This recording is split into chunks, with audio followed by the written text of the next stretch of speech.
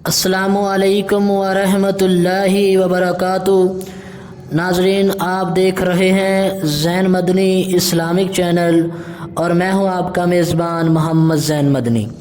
ناظرین، جیسا کہ آپ کو معلوم ہے کہ ہم ریاض الصالحین ریکارڈ کر رہے ہیں۔ آج ہم ریاض الصالحین کی حدیث نمبر 50 ریکارڈ کریں گے۔ آپ سے التماس ہے کہ آپ ہمارے چینل کو سبسکرائب کریں، لائک کریں، شیئر کریں اور بیل آئیکن پہ کلک کریں۔ بیل آئیکن پہ کلک کرنے کا مطلب یہ ہے کہ ہم جو بھی ویڈیو اپلوڈ کریں گے اس کا نوٹیفیکیشن آپ تک پہنچ جائے گا۔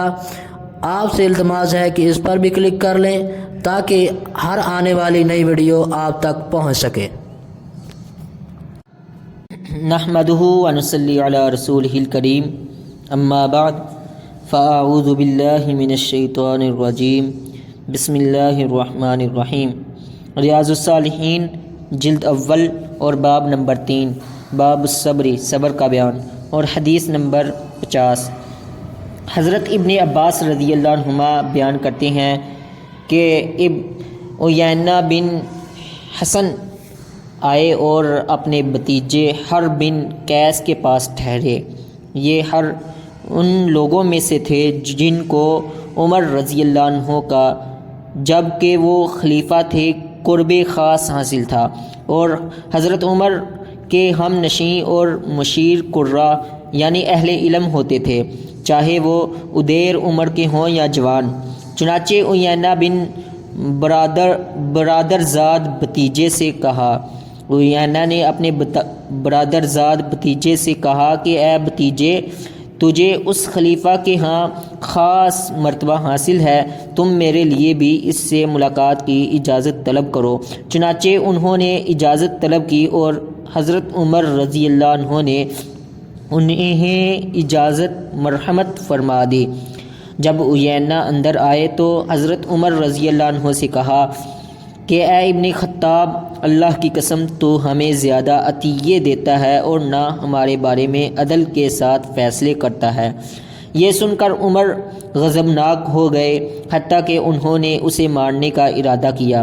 حر بن قیس نے ان سے کہا، امیر المؤمنین، اللہ تعالیٰ نے اپنے پیغمبر سے کہا ہے، خذ العفو وأمر بالعرف واعرض عن الجاہلین، عفو درگزر اختیار کرو، نیکی کا حکم دو اور جاہلوں سے اعراض کرو، اور یہ میرا چاچا بھی جاہلوں میں سے ہے۔ اللہ کی قسم، جس وقت حر نے اس آیت کی تلاوت کی، حضرت عمر رضی اللہ عنہ اسے سن کر ذرا آگے نہ بڑھے، اور حضرت عمر رضی اللہ عنہ اللہ کی کتاب کے پاس فوراً ٹھہر جانے یعنی اس کے حکم پر عمل پیرا ہونے والے تھے۔ حضرت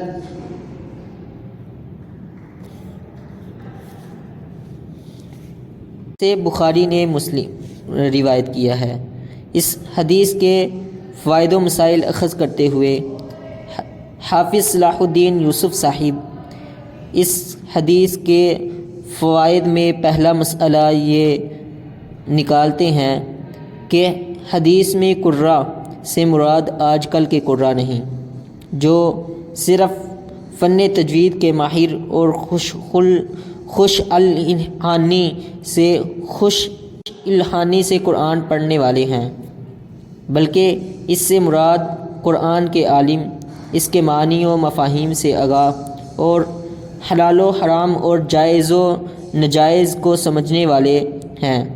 خلفائے راشدین رضی اللہ عنہم کے دربار میں ہم نشین اور ان کے مشیرے، ان کے خاص یہی لوگ ہوا کرتے تھے، جن سے یہ بات ثابت ہوتی ہے کہ حکمرانوں کو اپنا مشیر دین کا علم اور اس کا شعور رکھنے والوں کو بنانا چاہیے، نہ کہ دنیا داروں کو، جن کا مقصد صرف دنیا کمانا اور اس کو جمع کرنا ہوتا ہے، کیونکہ اہل دنیا کے مشورے اخلاص اور خیر خواہی کی بجائے مخصوص مفادات اور خود غرضی پر مبنی ہوتے ہیں۔ دوسرا مسئلہ حافظ صلاح الدین یوسف صاحب نے یہ بیان کیا ہے کہ اصحاب مجلس اور اہل مشاورت ہونے کے لیے علم و تقوی ضروری ہے۔ اس میں سن و سال کی کوئی قید نہیں۔ تیسرا مسئلہ یہ نکالا کہ حاکم کو نہایت متحمل اور بردبار ہونا چاہیے۔ چوتھا مسئلہ یہ تحریر کیا کہ اسی طرح قبول حق میں بھی اسے کسی تعامل کا اظہار نہیں کرنا چاہیے۔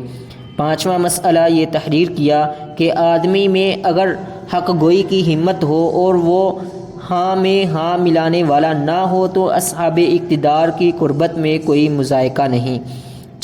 چھٹا مسئلہ یہ نکالا کہ وہ سزا جو خلیفہ اپنی ثوابدید پر کسی مجرم کو ایسے جرم میں دے جس میں حد نہ ہو، اس میں سفارش کی کوئی گنجائش موجود نہیں، البتہ حدود میں ایسا کرنا ناجائز ہے۔ ساتواں مسئلہ یہ تحریر کیا کہ کمینے اور رذیل آدمی کی سفارش سے اجتناب کرنا چاہیے تاکہ اس کے کردار کی وجہ سے شرمندگی نہ اٹھانی پڑے۔ آٹھواں مسئلہ یہ تحریر کیا کہ کسی بھی آدمی سے بات کرتے وقت اس کی قدر و قیمت اور منزلت کا لحاظ رکھنا ضروری ہے۔ وما توفیقی الا باللہ۔